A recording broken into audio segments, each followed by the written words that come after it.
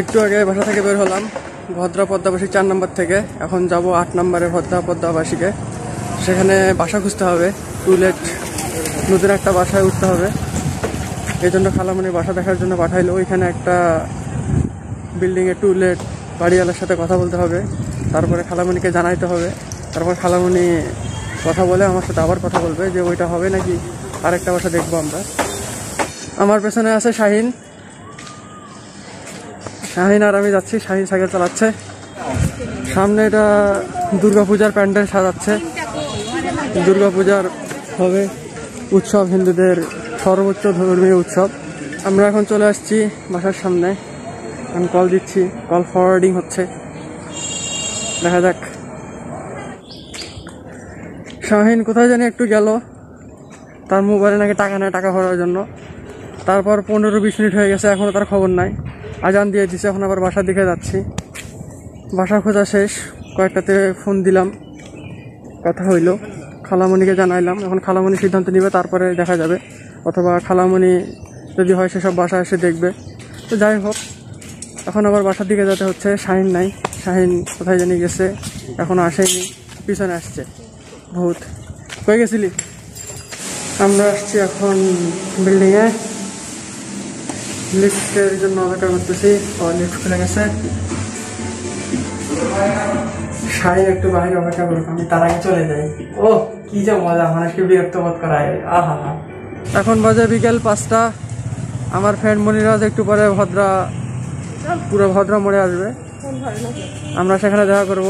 এখন আমি চালাচ্ছি সাইকেল, আমার পিছনে বসে আছে তাজিম, সামনে খালামণি আর শাহিন যাচ্ছে।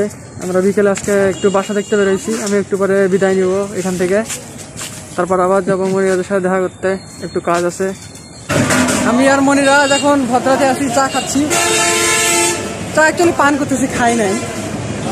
চায়ের স্বাদটা এটা অনেক সুন্দর। আমাকে খালামণি বলছিল যে অতিথি হোটেল অ্যান্ড রেস্তোরাঁ চা নাকি রাজশাহী সেরা। আসলে সেদিন খালামণি খাওয়াইছিল, কিন্তু আমার সত্যি সত্যি লাগছে সেরা, মানে অন্যরকম একটা স্বাদ। আর এই চাটা আজকে আবার খাচ্ছি এই স্বাদে, সেই স্বাদের কথা মনে করে। সেই আপনারা যারা রাজশাহীতে আসেন এই চাটা একবার ট্রাই করতে পারেন। ভদ্রা মোড় অতিথি হোটেল অ্যান্ড রেস্টুরেন্ট, সেই রকম একটা চা। প্রতি কাপ চা 15 টাকা নিবে। আমার সামনে আছে মনিরাজ। আমি এখন বিশ্ববিদ্যালয়ের দিকে যাচ্ছি। আমি আর মনিরাজ সাইকেল চালায়, একটু পরে সাইকেল জোরে চালাইতে হবে, বিশ্ববিদ্যালয়ে যেয়ে দেখা হবে।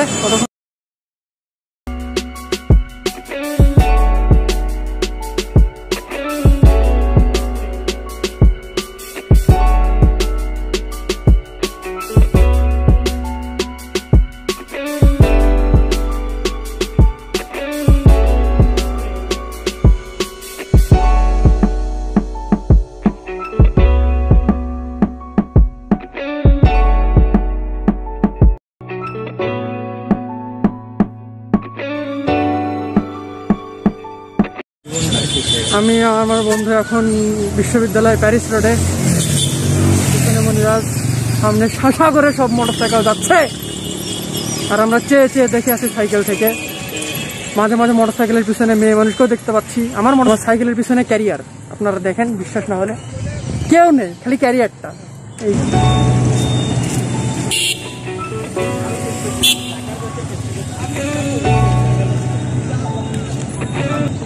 আমি আর মনিরাজ এখন প্রশাসন ভবনের সামনে, বিশ্ববিদ্যালয়ের প্রশাসন ভবনের সামনে যে গোল চত্বরটা দেখানো, এটা অনেক সুন্দর লাগতেছে।